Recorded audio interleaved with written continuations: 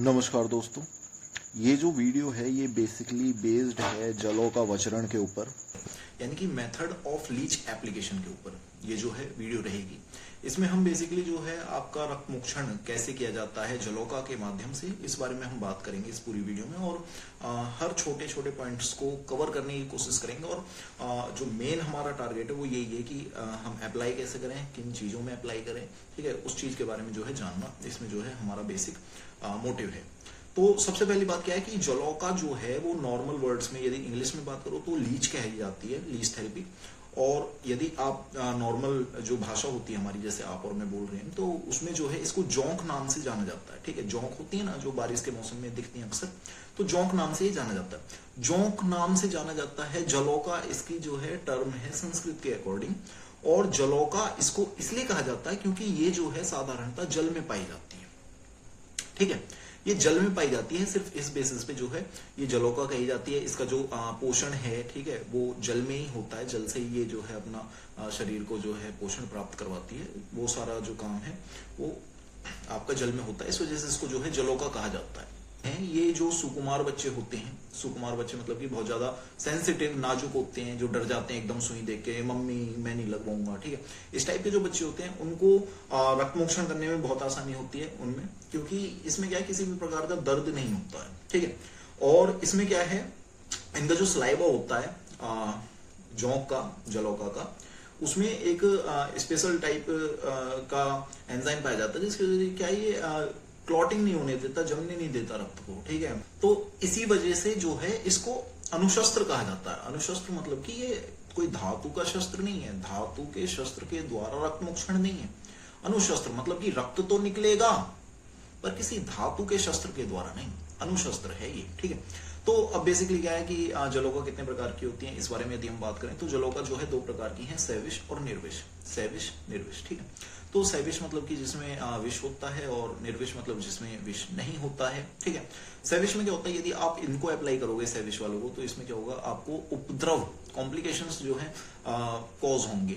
Like आपको जो है ज्वर आ जाएगा, ठीक है, बुखार आ गया, सोत हो जाएगी, सूजन हो गई, ठीक है, कंडू हो गया, दहा हो गया, इस टाइप के जो है उपद्रव देखने को मिलते हैं जब सैविश जलौका कहीं पे जो है चिपक जाती है, जहां दंश कर देती है, ठीक, काट लेती है। और एक आती है निर्विष। निर्विष मतलब कि ये इस तरह की जलौका है कि यदि ये काट लेती है कहीं पे, तो वहां पे उपद्रव उत्पन्न नहीं होते हैं। ठीक है, तो जो निर्विष जलौका है इन्हीं का प्रयोग हम रक्त मोक्षण में करते हैं। सैविश से हमारा कोई मतलब नहीं है। निर्विष जलौका जो है बेसिकली 6 प्रकार की होती है। कपिला जलौका, पिंगला जलौका, शंकुमुखी जलौका, ठीक है, मूषिका जलौका, ठीक है, आपका पुंडरीक जलौका, और इसके अलावा सावरीक जलौका। ठीक है, ये 6 प्रकार की जो है जलौका होती हैं। इनका संग्रहण और पोषण कैसे होता है उस बारे में यदि हम बात करें तो बेसिकली हमें तालाब के द्वारा जो है प्राप्त होती है। तालाब में, झरनों में, कीचड़ में, ऐसी जगहों पे जो है ये पाई जाती है, क्योंकि जल में रहती है, इसीलिए जलौका कही जाती है।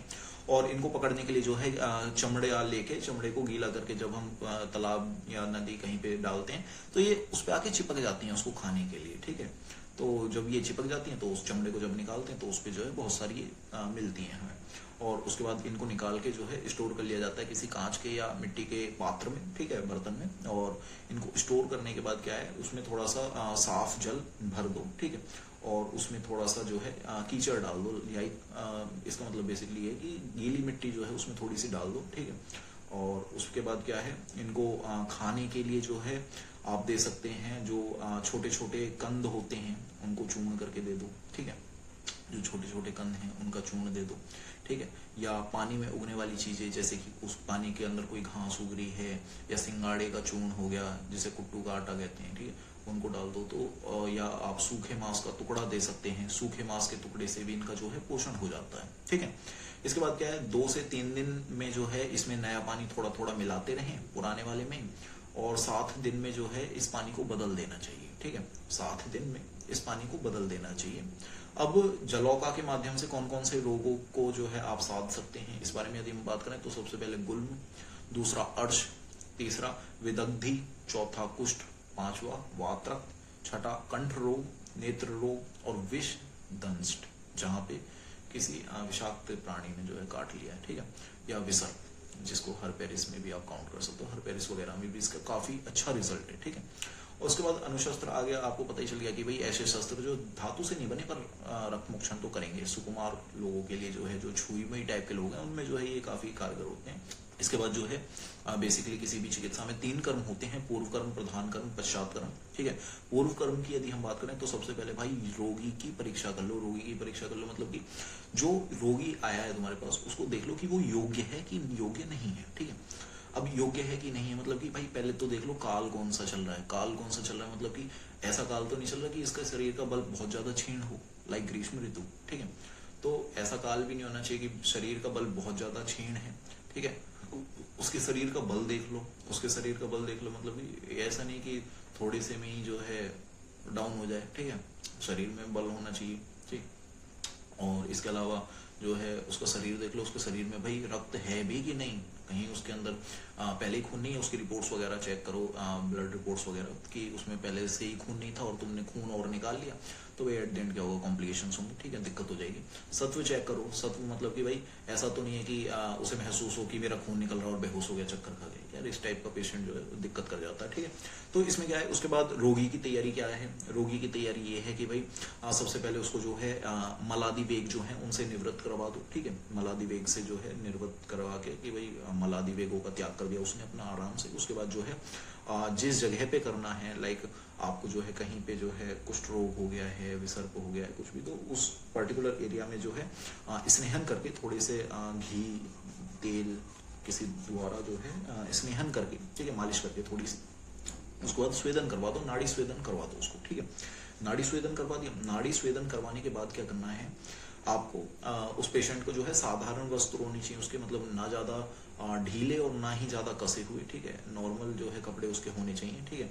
इसके अलावा उसको जो है कंसेंट फॉर्म जो है साइन करवा लो, उसे बता दो भाई ये उपद्रव हो सकते हैं, हो सकता है थोड़ा बहुत चक्कर आ जाए ये वो, ठीक है। तो पहले ही उसको साइन करवा लो, ठीक है, सब कुछ बताने के बाद, ठीक है। बाद में आपकी जान को आफत आए तो उससे बेटर है पहले ही करवा लो सब कुछ, ठीक है।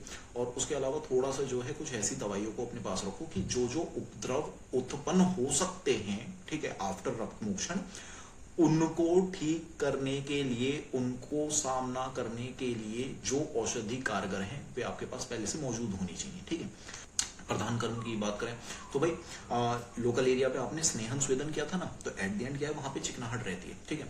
अब ऐसी जगह पे आप जब लीच लगाओगे तो वो क्या होगा, ग्रिप नहीं बना पाएगी, ठीक है। लीच बार बार कोशिश करेगी, ग्रिप नहीं बनेगी, ठीक है। तो लीच कहेगी अबे पागल है क्या, कहाँ लगा रहा है मुझे, ठीक है। तो उस जो एरिया है, जो लोकल एरिया था आपका, उस जगह को आपको विरूक्षण करना है। विरूक्षण मतलब विशेष रूप से रूक्षण करना है उस पर्टिकुलर एरिया का, ठीक है। विशेष रूप से रूक्षण, ठीक, मतलब कि भाई वो जो पर्टिकुलर एरिया है जहां पे स्नेहन स्वेदन हुआ था, विरूक्षण कर क्यों रहे हैं, क्योंकि वो थोड़ा सा चिकना है, वहां पे अभी स्नेह की मात्रा है। उसको विरूक्षण करने के लिए आप उस पे राख, मिट्टी आदि का प्रयोग करें, उस पे जो है सूखी राख या मिट्टी जो है लगाएं, उससे जो है उसका जो स्नेह अंश है, ठीक है, वो हट जाएगा और जो है खाल जो है वहां से रुक्ष हो जाएगी, ठीक है, कि हाँ जोंक जो है वो अच्छे से ग्रिप बना सके, ठीक है। तो इतना जब हो जाएगा तो उसके बाद क्या है रक्त मोक्षण करने से पहले बेसिकली आप जो जलौका होती है, जलौका का जो है शोधन करते हैं, जलौका का शोधन करेंगे। कैसे करेंगे, सबसे पहले जो है कल्क तैयार करना है, या तो जो है हल्दी के चूर्ण में थोड़ा सा जो है पानी मिला के उसको कीचड़ टाइप बना लो, नहीं तो जो है सरसों जो होती है, सरसों को पीस के जो है उसका कल्क बना लो, कीचड़ टाइप बना लो, ठीक है। उसके अंदर जो है जलौका को अपनी को अच्छे से जो है लिप्त कर दो, लिप्त कर दो मतलब लपेट दो बढ़िया करके, ठीक है। वो पूरी सन गई, उसके बाद जो है उसको जल में छोड़ दो, पानी में छोड़ दिया, साफ पानी में। अब अपना क्या करना है, जो लोकल एरिया आपने विरूक्षण किया है, स्नेहन स्वेदन करने के बाद विरूक्षण किया, विरूक्षण के बाद जो अब जो विरूक्षण एरिया है जहां पे आपको लगानी है, अप्लाई करनी है, उस एरिया पे जो है जोंक को लगाओ। ये थोड़ी देर में क्या करेगी, अपना खुर आकार बना लेगी, जो इसका मुंह होता है ना, मुंह बेसिकली पीछे से जो है ये अपनी ग्रिप बनाएगी और आगे से जो है ये रक्त को जो है चूसती है। तो जब ये चूसना शुरू करेगी तो इसका जो मुंह है, मुंह इस टाइप का हो जाएगा जैसे घोड़े के पैर होते हैं ना, घोड़े के जो खुर होता है घोड़े का, उस टाइप का जो है इसका मुंह हो जाता है ऐसे। तो ये चूसना शुरू कर देती है, ठीक है। तो जब ये आप लगा दोगे इसे किसी पेशेंट पे, तो उसके बाद जो है जब ये चूसना शुरू कर देगी खून को, तो उसमें क्या है, एक कॉटन लेके, रुई को जो है गीला करके उसको थोड़ा सा निचोड़ के उसकी जो है पट्टी तैयार करो, गीली पट्टी, ठीक है। और उसको जो है इसके शरीर पे, जलौका के शरीर पे जो है ढक दो, अच्छे से ढक दिया। अब ढकने से क्या होगा, इसके शरीर पे नमी बनी रहेगी। और आपको एक चीज ध्यान रखनी है कि भाई जलौका का जो है मुंह ना ढके, ठीक है। इतनी चीज आपको करनी है। अब भाई एक चीज आ जाती है कि भाई बाई चांस आपने जलौका लगाई, ठीक है, लोकल एरिया पे, आपको पता है मुझे यहाँ लगानी है क्योंकि दिक्कत यहाँ पे है, ठीक है, पर वो यहाँ चिपक नहीं रही है, वो और जगह भाग रही है चिपकने के लिए। तो इस केस में आपको क्या करना है, आपको उस पर्टिकुलर लोकल एरिया पे दूध की 2-3 बूंद और नहीं तो रक्त की 2-3 बूंद जो है डाल देनी है, ठीक है। और उससे क्या होगा, जलौका जो है उसको चूसना शुरू करती है और चूसते चूसते जो है आपके खाल से जो है चिपक जाती है और उसके बाद आपकी खाल में से जो है रक्त का चूसना शुरू हो जाता है, ठीक है। तो दूध का प्रयोग कर सकते हैं, ठीक है, और अपना जो है रक्त डाल सकते हैं। और नहीं तो जो वो पर्टिकुलर एरिया है उस पर आप जो है कोई कट लगा दो छोटा सा कि हल्का सा खून आ जाए, ठीक है, तो वो वहां पे तुरंत चिपक जाएगी। उसके बाद क्या है कि अब आपने जलौका लगाई और पेशेंट कह रहा है मुझे जो है सुई चुभने की सी पीड़ा हो रही है, ठीक है, मुझे ऐसा लग रहा है सुई चुभ रही है यहाँ पे जहां ये चिपकी है, या उसको जो है दाह महसूस हो रहा है, ठीक है, उसको बर्निंग सेंसेशन हो रहा है, ठीक है। तो उस केस में आप तुरंत समझ जाओ कि भाई जो जलौका है वो शुद्ध रक्तपान कर रही है, मतलब कि जो उसका अच्छा खून है उसको पी रही है। तो ऐसे केस में उसको तुरंत हटाओ वहां से, ठीक है। तुरंत हटाने के लिए क्या है, कोशिश करो वो खुद हट जाए, नहीं हट रही बाई चांस, ठीक है, अगर वो चिपक ही गई है कि भाई मैं तो पी के मानूंगी, तो तुरंत जो है सैंधव लवण लेके उसके मुंह पे जैसे ही आप छिड़कोगे तुरंत उस जगह को छोड़ देगी, ठीक है, छोड़ देगी, अपना आ जाएगी, ठीक। अब ये तो हो गया वो केस कि भाई चिपक जो है चिपकी गलत जगह पे जहां पे शुद्ध रक्त था, ठीक है। और मान लो जो आपका लोकल एरिया था जहां पे दिक्कत थी वहां पे आपने उसको चिपका दिया, उसने जो है रक्तपान कर लिया, अच्छा खासा रक्तपान करने के बाद अब क्या है, आपको उस जलौका को लेके अच्छी खासी हो जाती है, मोटी मोटी फूल के, ठीक है, मैं क्लिप लगा दूंगा, ठीक है। तो मोटी मोटी जब फूल के हो जाती है तो अब क्या करना है आपको, उसको या तो हल्दी ले लें या जो है सैंधव लवण ले लें, उसकी सहायता से उसमें जो है आपने लिप्त कर दिया। और उसके बाद जो उसकी पूंछ है जहां से उसने ग्रिप बनाई थी वहां से लेके मुंह तक धीरे धीरे जो है उसको मर्दन करें, ठीक है। उससे क्या होगा, वो वमन करती है, वो खून को वापस जो है बाहर निकालती है। उसको धीरे धीरे धीरे धीरे उसको जो है मर्दन करें, उसके जो है बॉडी को, वो मुंह से जो है खून को बाहर फेंकेगी। जब वो वापस अपना नॉर्मल साइज रिगेन कर ले तो समझो कि भाई काम जो है सही ठीक ठाक हो गया, ठीक है। अब बात करते हैं पश्चातकर्म की। बाद में क्या करना है कि भाई जिसका रक्त मोक्षण करा है उससे पहले तो डॉक्टर अपने पास, यानी कि आप अपने पास जो है थोड़ा रखो कि भाई 2-3 मिनट उसे रखो कि उसे चक्कर वक्कर ना आ जाए, ठीक है। उसको अपनी निगरानी में रखो। और उसका जो वर्ण है, क्योंकि भाई इसकी जो स्लाइवा होती है उसमें जो है एक एंजाइम पाया जाता है हेपेरिन करके, जो आपका एंटी कोगुलेंट है, ठीक है, जो कि आपके ब्लड को जमने नहीं देता। तो जो ब्लड है वो लगभग 8 से 12 घंटे तक बहता है, वहां पे क्लॉटिंग होने में जो है 8 से 12 घंटे लग जाते हैं। तो उसका जो वर्ण है, ठीक है, व्रण है जो उसका घाव है, उसकी जो है पट्टी वट्टी कर दो, उसमें आप शतधौत घृत का यूज कर सकते हैं, ठीक है, और नहीं तो हल्दी वल्दी लगा के जो है अच्छे से उसकी पट्टी कर दो, ठीक है। और उसके बाद क्या है, उस व्यक्ति को, पर्टिकुलर व्यक्ति को जो है उस समय जो है लघु आहार खाने को कहो, ठीक है, अग्निवर्धक आहार खाने को कहो और ऐसी चीजें खाने को कहो जो रक्त को बढ़ाएं उसके शरीर में, ठीक है। और उस आदमी से कहो कि भाई ज्यादा ठंडा या ज्यादा गर्म बिल्कुल ना खाए, ठीक है। ये नहीं कि भाई नीचे गया बर्फ जम रही थी कोल्ड ड्रिंक में वही पीने लगा, भाई खून देगा, अबे भाई पेशेंट है यार तू, ठीक। आगे बात के लिए लेके चलते हैं। जो रक्त मोक्षण है इसमें उत्तम मात्रा क्या है, उत्तम मात्रा है 1 प्रस्थ खून। यदि शरीर से 1 प्रस्थ खून निकाला जाए तो उत्तम मात्रा है रक्त मोक्षण की। मध्यम मात्रा है आधे प्रस्थ खून, ठीक है। और हीन मात्रा है आपका 13 तोला खून। 13 तोला खून आपकी हीन मात्रा है, 1 तोले में 12 ग्राम, ठीक है। तो ये सारा जो है प्रोसीजर मैंने समझाने की कोशिश करी अपनी तरफ से, उम्मीद करता हूँ आपको समझ में आया होगा, ठीक है। और मैं कुछ क्लिप्स लगा दूंगा इस वीडियो में, उम्मीद करूंगा आपको समझ में आई होगी अच्छे से। और बहुत बहुत धन्यवाद, मिलते हैं फिर अगली वीडियो में। और इस टॉपिक पे जो है और डीपली डिस्कशन करेंगे क्योंकि अच्छा टॉपिक है ये, अपने आप में जो है एक पूरा कॉन्सेप्ट है और बहुत ज्यादा जो है ट्रीटमेंट में हेल्पफुल है, ठीक है। Thank you so much.